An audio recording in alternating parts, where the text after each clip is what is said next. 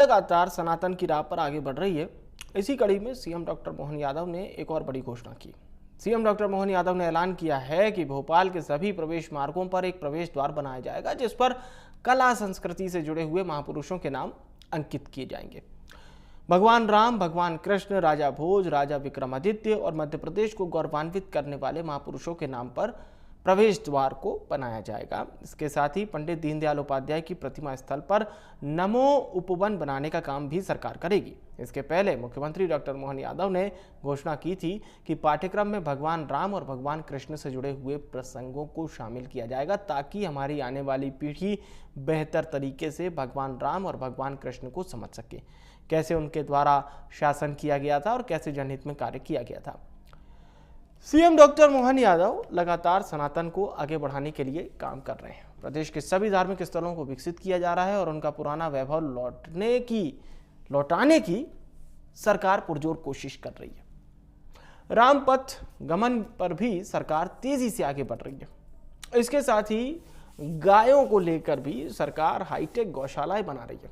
अब गांधी जयंती के अवसर पर स्वच्छता ही सेवा अभियान को लेकर सीएम डॉक्टर मोहन यादव ने कहा कि पीएम मोदी के जन्मदिन यानी कि 17 सितंबर से शुरू हुए स्वच्छता पखवाड़े में सभी की जो सहभागिता रही, इससे इस तरह के जन आंदोलन का रूप ये ले पाए हैं। सीएम डॉक्टर मोहन यादव ने प्रदेश की जनता से अपील करते हुए कहा है कि सभी के सहयोग के साथ मध्य प्रदेश को आगे बढ़ाना है।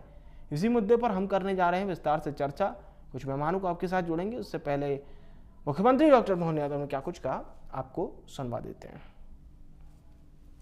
भोपाल राजधानी जरूर बना है, लेकिन भोपाल में आकर के अलग अलग द्वार से जब भोपाल में प्रवेश करे तो लगे कि हाँ ये भोपाल हमारा है। तो भोपाल के प्रत्येक मार्ग पे द्वार बनाने की मैं घोषणा करता हूं। और जो हमारी कला संस्कृति से जुड़े हुए इतिहास के गौरवशाली पृष्ठ है, कोई द्वार राजा भोज के नाम से जाना जाएगा, कोई द्वार विक्रमादित्य के नाम से जाना जाएगा, कोई सम्राट अशोक के नाम से जाना जाएगा, कोई भगवान राम के नाम पे जाना जाएगा, जिन जिन का इतिहास जुड़ा, कोई भगवान कृष्ण के नाम से जाना जाएगा। जो जो मध्य प्रदेश से जिन जिन का इतिहास जुड़ा है, प्रत्येक द्वार को जोड़ करके राजधानी को गौरवान्वित करने का मौका लाने के लिए मुझे लगता है आज से बेहतर कौन सा दिन हो सकता है। प्रत्येक द्वार को बनाने की मैं घोषणा करता हूं। साथ ही साथ आपने कहा कि पंडित दीनदयाल उपाध्याय प्रतिमा स्थल पर नमो उपवन बनाने का काम है। इसमें जो भी पैसा लगेगा सरकार के द्वारा वो भी राशि दी जाएगी। हमारे लिए ये गौरवशाली क्षण है।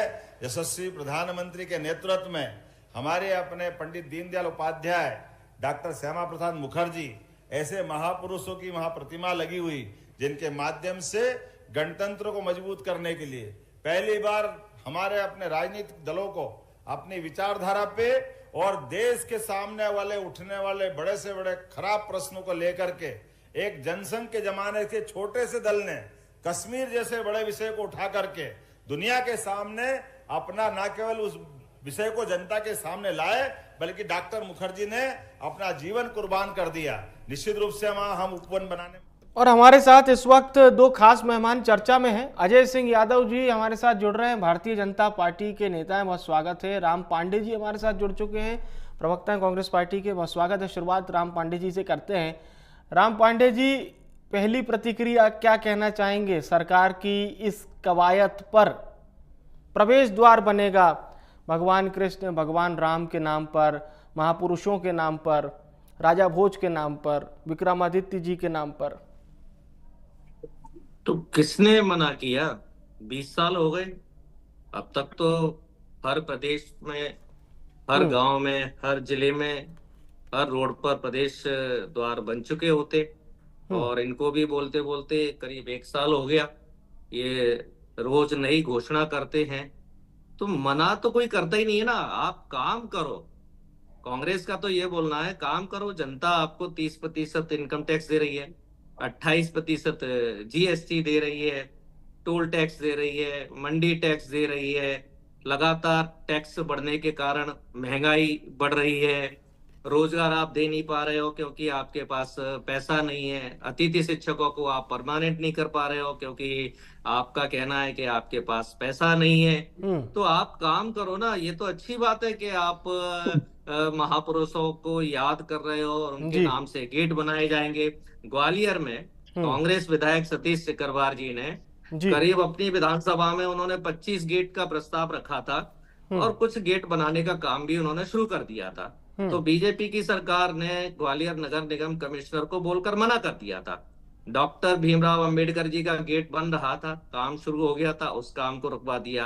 परशुराम भगवान का गेट बन रहा था, उस काम को रुकवा दिया। ज्योतिबा फुले जी का गेट बन रहा था, उस काम को रुकवा दिया। तो ये समझ में नहीं आता है कि बोलते क्या है। ये काम मैं आपको बता रहा हूँ, करीब साल भर पहले ही शुरू कर दिया था ग्वालियर में तो कांग्रेस के विधायक ने।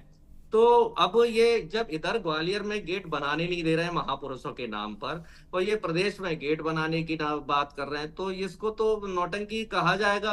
और हम्म। हमारा तो कहना है कि आप सब बनाइए, कॉलेज भी बनाइए, अस्पताल भी बनाइए, रोड भी बनाइए, डैम बनाइए, सब कुछ बनाइए, लेकिन जब बोले तो काम होने के बाद बोलिए। और जो गेट बन रहा है या जो काम कर रहे हैं, वो उसकी कॉस्ट कितनी आ रही है, वो गेट कितने साल चलेगा, वो रोड कितने साल चलेगा। क्योंकि जब भी कोई प्रोजेक्ट कंप्लीट होता है, चाहे वो बिल्डिंग हो, रोड हो, एक उसका एक पहले से डिसाइड हो जाता है कि ये 50 साल चलेगा, 25 साल चलेगा, 10 साल चलेगा, 100 साल चलेगा। तो उस पर लिखा भी रहना चाहिए। जैसे महाकाल मंदिर में काम हुआ था, थोड़ी सी हवा चली, हमारे जो सप्त ऋषि भगवान थे उनकी मूर्तियां गिर गई। अभी महाकाल की दीवार गिर गई, उसमें 2-3 हमारे जो भक्त थे श्रद्धालु वो दबकर मर गए। कारम बैंड बना था, उसने पूरा उसका पानी बह गया, टूट गया, हजारों मतलब जी। कई किसान जी। बर्बाद हो गए। जी। 2700 रुपए आपने कहा था किसानों से गेहूं खरीदोगे, अब इसको तो साल भर हो गया। अब वो किसानों को 2700 रुपए प्रति क्विंटल का आप गेहूं खरीदो, 3100 रुपए प्रति क्विंटल धान खरीदो। मना कुछ नहीं है, आप सब करो, लेकिन आपसे हाथ जोड़कर निवेदन ये है कि आप काम कंप्लीट करने के बाद जनता को बताओ। जनता आपको पैसा दे तो रही है, काम के लिए तो पैसा दे रही है, कोई घोषणा करने के लिए थोड़े पैसा आपको दिया जा रहा है। आप तो खूब करो, हर गांव में गेट बनाओ, सब जगह बनाओ, कोई दिक्कत नहीं है। लेकिन आपसे विनती है कि काम कंप्लीट होने के बाद आप जनता को बताओ और मीडिया के सामने आओ। आप केवल मीडिया में केवल बाइट देने के लिए, जनता को गुमराह करने के लिए डेली घोषणा करते हैं। पिछली घोषणाएं जनता भूल जाए, जिससे आगे की घोषणाएं आप करते रहते हैं। गेट बनाइए, असंख्य गेट बनाइए, कोई दिक्कत नहीं है। चलिए अजय जी का रुख करते हैं। अजय जी, महापुरुषों के नाम पर ये प्रवेश द्वार बनाए जाएंगे, भगवान के नाम पर बनाए जाएंगे, क्या इम्पैक्टफुल चेंज यानी क्या प्रभावशाली परिवर्तन आएगा इससे प्रदेश में? देखिए विवेक जी, ये बहुत महत्वपूर्ण पहल है मुख्यमंत्री डॉक्टर मोहन यादव जी की। सरकार का दायित्व विकास कार्य, रोजगार, किसानों की समृद्धि, छात्रों की समृद्धि के साथ ही समाज का उत्थान और अगली पीढ़ी को सही रास्ता दिखाना भी होता है। सरकार अपने अन्य कामों के साथ अगली पीढ़ी के लिए ऐसे रास्ता बनाना चाहती है जिससे अगली पीढ़ी सनातन के रास्ते पे, अपने महापुरुषों के रास्ते पर प्रेरणा लेते हुए आगे बढ़े। मध्य प्रदेश तो वो पवित्र भूमि है जहां भगवान राम का भी वनवास का लंबा समय निकला और भगवान कृष्ण की भी शिक्षा दीक्षा मध्य प्रदेश में उज्जैन में हुई। और साथ ही मध्य प्रदेश के जो महापुरुष हैं उनका योगदान भगवान राजा विक्रमादित्य से लेके और आगे के कालखंड तक के सभी महापुरुषों का जो योगदान है वो सभी लोग जानते हैं। इसलिए मुख्यमंत्री जी चाहते हैं कि उनके नाम पर, और ये केवल भोपाल की पहल नहीं है, ये मध्य प्रदेश के विभिन्न शहरों कस्बों तक भी यह पहल आगे जाएगी कि महापुरुषों के नाम पर प्रवेश द्वार हो, उनके नाम पर ऐसे स्मृति चिन्ह हो जिससे उनके जीवन से नई पीढ़ी प्रेरणा ले सके। जब प्रवेश द्वार से प्रवेश करती है तो साथ ही उनके जीवन की किस तरह की उपलब्धियां रही हैं, उनके जीवन मार्ग क्या है, ये भी नई पीढ़ी समझती है। तो ये निश्चित ही स्वागत योग्य कदम है। पिछले दिनों मुख्यमंत्री जी द्वारा मध्य प्रदेश में श्री कृष्ण पथे के नाम से भी ऐसा ही कार्यक्रम किया गया था। पूरे मध्य प्रदेश में भव्य तरीके से जन्माष्टमी का आयोजन किया गया था। भगवान कृष्ण की पूजा और किस तरह से भव्य तरीके से जन्माष्टमी मनाई गई थी, ये सभी ने देखा। उसी तरह से हमारे महापुरुषों के नाम पर, जैसे राजा भोज का भोपाल में क्या क्या योगदान रहा है, ये हमारे बच्चों को जानना आवश्यक है अगली पीढ़ी में। और ये यहीं तक सीमित नहीं है, और भी महापुरुष हैं। आज जैसे महात्मा गांधी की जयंती थी, लाल बहादुर शास्त्री जी की जयंती थी, मुख्यमंत्री जी ने दोनों को श्रद्धांजलि दी, उन्हें याद किया। तो ये राजनीति का भी विषय नहीं है, राजनीति के ऊपर ऐसे महापुरुष जो किसी राजनीतिक दल से भी जी। नहीं महत्व रखते हैं, ना किसी से जुड़े कवायद रहते ये हैं। है कि लेकिन मौजूदा समय की जो युवा पीढ़ी है और आने वाले समय की जो पीढ़ी है वो प्रदेश के गौरव को समझे और जाने। बिल्कुल सही है, और इसके लिए महत्वपूर्ण है, क्योंकि सरकार का दायित्व बृहद होता है। सरकार का दायित्व जहां रोजगार है, शिक्षा है, स्वास्थ्य का है, तो वहीं अगली पीढ़ी को सही रास्ता दिखाना ये भी सरकार का दायित्व है। नहीं तो 50 सालों तक हमारे बच्चों ने किस तरह से गलत इतिहास पढ़ा, किस तरह से उस इतिहास को बदलने की नौबत आई, किस तरह से मुगलों का इतिहास पढ़ते रहे और हमारे महापुरुषों के लिए इतिहास में क्या लिखा गया, ये भी बच्चों ने देखा है। तो उन चीजों को भी शिक्षा नीति में सुधार किया गया। इसीलिए सरकार चाहती है कि सनातन के रास्ते पे, महापुरुषों के रास्ते पे बच्चे चले, इसलिए ये कदम उठाया जा रहा है। और मुख्यमंत्री जी जो भी कदम उठाते हैं वो अमली जामा जरूर पहनता है। सभी जानते हैं 9 महीने की मुख्यमंत्री जी की रीति नीति सबके सामने है, पूरी तरह ट्रांसपेरेंट तरीके से काम कर रहे हैं, और जो उन्होंने घोषणा की है वो जल्द ही जमीन पर दिखाई देने लगी। ठीक है पांडे साहब, अच्छी बात तो है हमारे महापुरुषों के बारे में प्रदेश के युवा पीढ़ी और आने वाली पीढ़ी जानेगी, तो ये तो अच्छी बात है, इसका स्वागत कीजिए। अगर ये कांग्रेस सरकार में भी आता तो भी अच्छी बात होती। मतलब मैं सियासत से इतर बात कर रहा हूँ, सवाल आप खड़े कर सकते हैं जो आपने खड़े किए, लेकिन अगर हम हमारे गौरवशाली इतिहास को महिमांडित कर रहे हैं तो इसमें गलत क्या है? हम हमारे इतिहास को तो महिमांडित कर रहे हैं।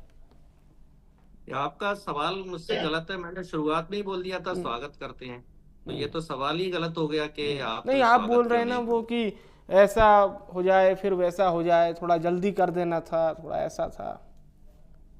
तो नहीं तो आप नहीं मानते हैं कि किसी एक चीज भी तो है ना कि ठीक है दिखाया जाए। आज अच्छा दिवस तो था 2 अक्टूबर, राष्ट्रपिता की जयंती से अच्छा दिन कहाँ मिलेगा? स्टूडियो नहीं बना था, उसके पहले ही आपने जनता को बुला लिया था कि हम डिबेट करेंगे। आपके स्टूडियो में डिबेट तब शुरू हुई ना जब आपका स्टूडियो कंप्लीट हो गया। नहीं, आज राष्ट्रपिता की जयंती है, तो हो सकता है मुख्यमंत्री जी ने इस दिन को चुना हो, ये भी तो हो सकता है। तो बीजेपी ने कहा ना कि गलत इतिहास पढ़ाया गया। हम हमेशा से कहते रहे कि वो राष्ट्रपिता है। हाँ, तो वो कह रहे हैं कि गलत इतिहास पढ़ाया गया 50 साल तक।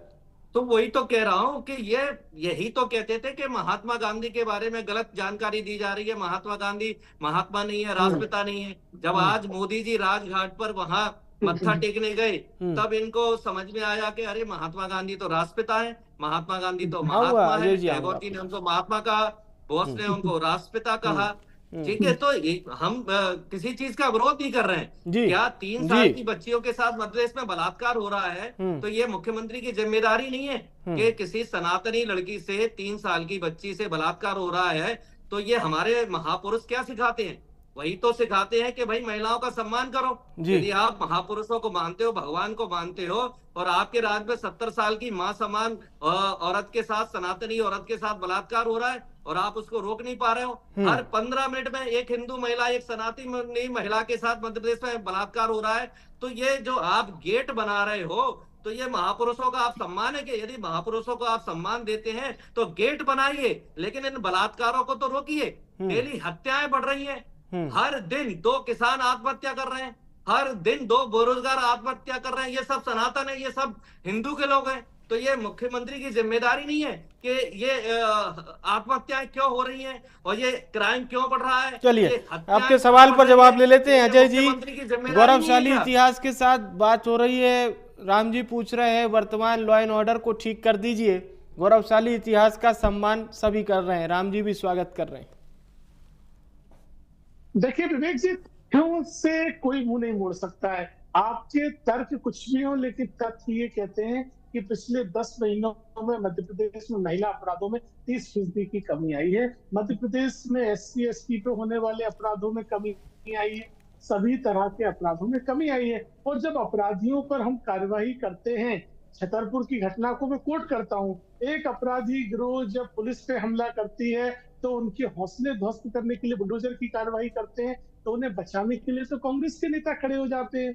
वो मानव अधिकारों की बात करने लगते हैं कि ऐसे अपराधियों को बचाया जाए। तो ऐसे में अपराधियों को संरक्षण देने का काम कौन कर रहा है? दूसरी तरफ कांग्रेस के नेताओं का चरित्र देखिए। अलीराजपुर में आपके विधायक सेना पटेल का पुत्र एक आदिवासी बच्ची को आत्महत्या के लिए परेशान इस हद तक कर देता है कि उसको आत्महत्या जैसा कदम उठाना पड़ता है। आपकी पार्टी ने उस विधायक के ऊपर कोई कार्रवाई करी? हम तो कहते हैं होगा, वो आपकी पार्टी का कोई लेना देना नहीं था, लेकिन कार्रवाई करते हैं, आप नजीर पेश करते कि ऐसे लोगों को हम पार्टी में नहीं रखेंगे। लेकिन कहाँ कर पाए आप? मुरली मोरवाल के पुत्र पे सालों साल जिस तरह से बलात्कार का मामला चलता रहा, आप कहाँ कार्रवाई कर पाए? आपके नेता प्रतिपक्ष, उप नेता प्रतिपक्ष पे किस तरह के आपराधिक मामले रहे? आप कौन सी महिला सुरक्षा की बात करते हैं? आप क्या संदेश देना चाहते हैं समाज में? आपके स्वयं के प्रदेश अध्यक्ष एक दलित महिला में रस चाशनी जैसी बात करते हैं, जबकि वो मंत्री जैसे पद पे रह चुकी हैं।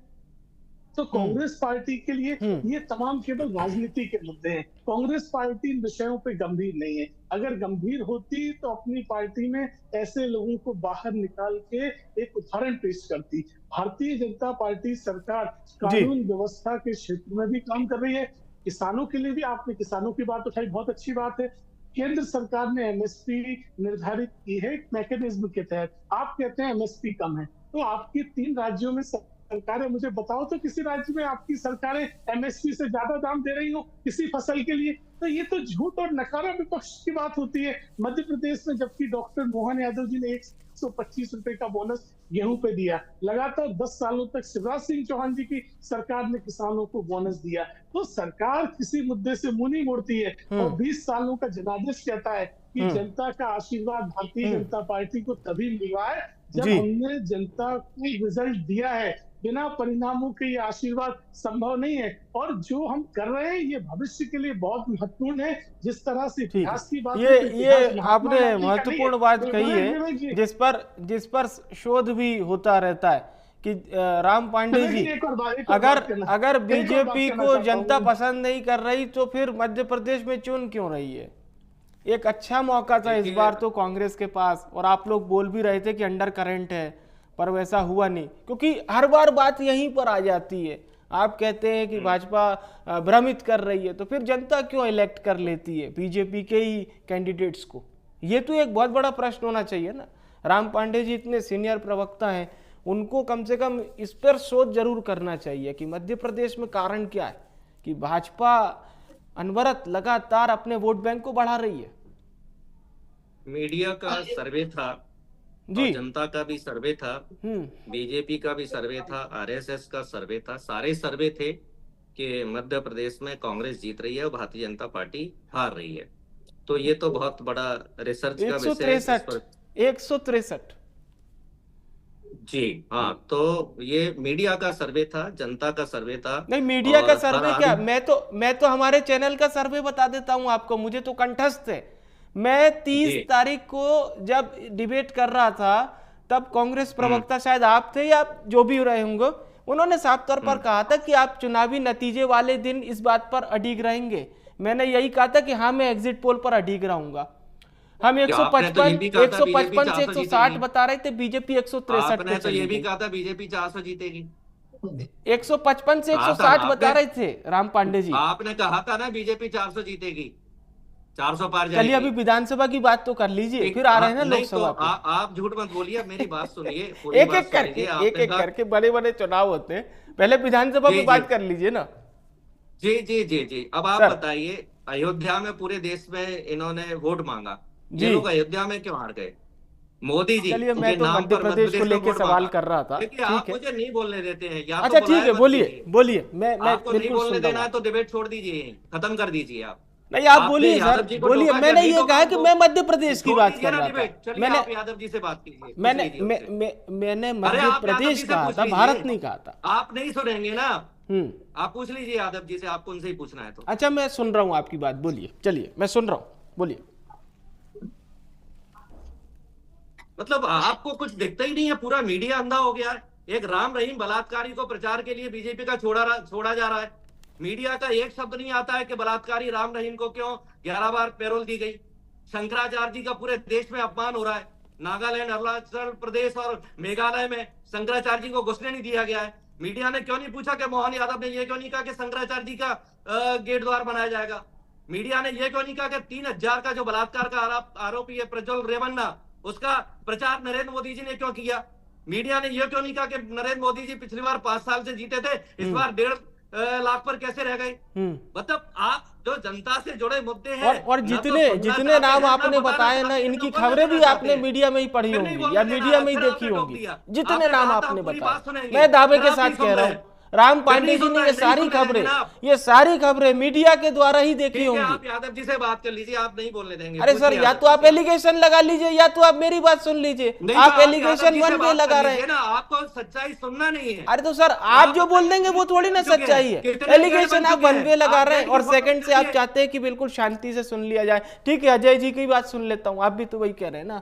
अजय जी आपके ही जवाब ले लेते हैं। आपकी हिम्मत नहीं है कि उनको टोक जाए आप। अच्छा ठीक है, अगर आपको नहीं यादव जी, मैंने फर्स्ट राउंड में आपको भी नहीं टोका था क्योंकि आपने सिर्फ मुद्दे पे बात की थी। मैंने आपसे क्या पूछा कि राम पांडे जी मध्य प्रदेश में इतने वैक्यूम के बाद आप लोग क्यों नहीं आ पाए। आपने अयोध्या चले गए, फिर आप लोकसभा चले गए। मैंने मध्य प्रदेश को लेकर पूछा था और ये मध्य प्रदेश की बड़ी बहस है जिसमें हम तीनों लोग यहाँ बैठे हुए हैं। यहाँ पर कोई किसी को नहीं टोक सकता। आप इतना ज्यादा टोकते हो कि कांग्रेस प्रवक्ता जो सच बोलना चाहता है, जो बीजेपी की पोल खोलना चाहता है। चलिए, शुरुआत इसीलिए मैंने आपसे की थी सर, तटस्थता की शुरुआत ही आपसे की थी आप मैंने। इतना टोकते हो कि एक लाइन भी जनता के पास सच नहीं जानी चाहिए। माननीय राम पांडे साहब, शुरुआती आपसे की थी चर्चा की। अजय जी को सेकंड वे में रखा गया था चर्चा में। आप यादव जी का झूठ सुन लीजिए। चलिए ठीक है, अब अगर यादव जी कुछ मिलाइए यादव जी की, चलिए ठीक है, लगाइए यादव जी की जय जयकार बोलिए आप तो। चलिए अजय सिंह जी, आप नहीं टोकेंगे उनको। अच्छा ठीक है, आपको ठीक है, आप सुन तो लीजिए प्लीज सर। अजय सिंह जी। जी पांडे जी, चर्चा ये हो रही है सर कि आपके जो पार्टी का जनाधार है वो कम हो रहा है। हम बात मध्य प्रदेश की कर रहे थे, पर पांडे साहब का कहना है कि यूपी में पार्टी कमजोर पड़ गई और जो महत्वपूर्ण मुद्दे हैं वहां पर पार्टी साइडलाइन हो जाती है। झूठा क्वेश्चन किया, मैंने कहा मोदी इस 1.5 लाख पर कैसे आ गए। आपने गलत क्वेश्चन किया, उनसे पूछिए मोदी 1.5 लाख पर। अयोध्या का जिक्र किया था ना आपने। तो हिम्मत है तो सही क्वेश्चन पूछिए। अरे हिम्मत क्या है सर, सवाल जवाब हो रहे हैं, इसमें क्या हिम्मत की बात और क्या नॉर्मल सवाल जवाब हो रहे हैं। उसमें आप ऐसे ऐसे शब्द जोड़ देंगे तो वो थोड़ी ना एकदम से बड़ा और महिमान्वित हो जाएगा। छोटी बात है, आप भी समझ रहे हैं, मैं भी समझ रहा हूँ, अजय जी भी समझ रहे हैं, दर्शक भी समझ रहे हैं। और बोलिए, दर्शक ही तो देख रहा है कार्यक्रम। विवेक जी, जो आपका प्रश्न है वो भी एक वाजिब सवाल है और मैं स्वीकार करता हूँ। पिछले लोकसभा चुनाव 2019 से भारतीय जनता पार्टी की सीटों में कुछ कमी आई, लेकिन उसके बाद भी देश में पंडित नेहरू के बाद मोदी जी दूसरे प्रधानमंत्री बने जो तीसरी बार लगातार जनता का आशीर्वाद जिन्हें मिला। तो इस उपलब्धि को आप नकार नहीं सकते हैं। कुछ सीटें कम आना और आप 400 का टारगेट सेट करना, अगर कांग्रेस और उनके इंडी गठबंधन की आप बात करें तो आपके 50 सीटों से 99 सीटों पर पहुंचे। आपने भी टारगेट रखा था कि आपका बहुमत आ रहा है। तो भारतीय जनता पार्टी जिसके ऑलरेडी 300 से ज्यादा सांसद स्वयं के थे, एनडीए के 350 वो ये कह रहे हैं कि देश में आपका जनाधार कम हो गया। 400 पार का आपने नारा दिया था, आप 400 पार नहीं आ पाए। आप 240।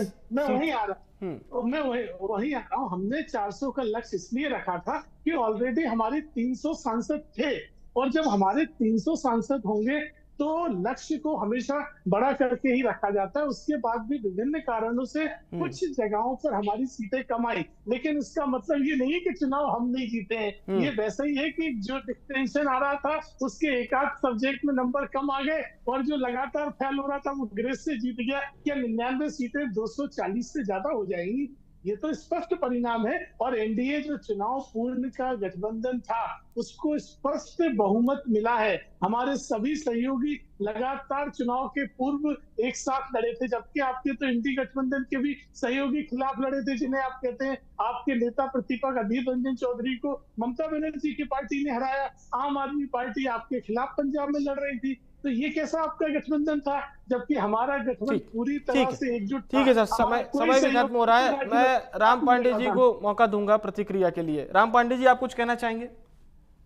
पहली बात तो मैंने कहा था आप नहीं टोकेंगे उनको, तो नहीं टोका। हाँ, 2 बार टोका, 2 बार टोका, नहीं टोका। ठीक है, अब मेरी फिर आप मुझे टोक रहे, फिर नहीं बोलने दे रहे आप मुझे। ठीक है, चलिए बोलिए। आपने कहा मैं आपको कम समय दूंगा, उसके बाद भी नहीं बोलने दे रहे आप मुझे। आप पूछिए क्या क्वेश्चन है आपका। मेरा यही प्रतिक्रिया थी। आप अगर अजय जी की बात पे कुछ कहना चाहें तो।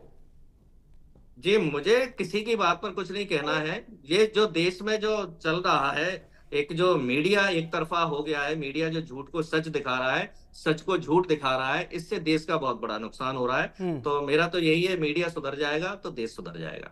चलिए ठीक है सर, सलाह देना अच्छी बात है और बहुत बहुत शुक्रिया मैं करूंगा राम पांडे जी का और अजय जी का। बहुत बहुत धन्यवाद सर, हम आप दोनों मेहमानों का हमारे साथ जुड़ने के लिए। आज हम बात कर रहे थे मध्य प्रदेश के एक विषय पर जिसमें मुख्यमंत्री डॉक्टर मोहन यादव ने घोषणा की है कि सरकार भगवान राम, भगवान कृष्ण और मध्य प्रदेश के महापुरुषों के नाम पर द्वार का निर्माण करेगी और उनको याद किया जाएगा, उनके इतिहास को याद किया जाएगा। इसी पर हम चर्चा कर रहे थे। फिलहाल के लिए बड़ी बहस में इतना ही।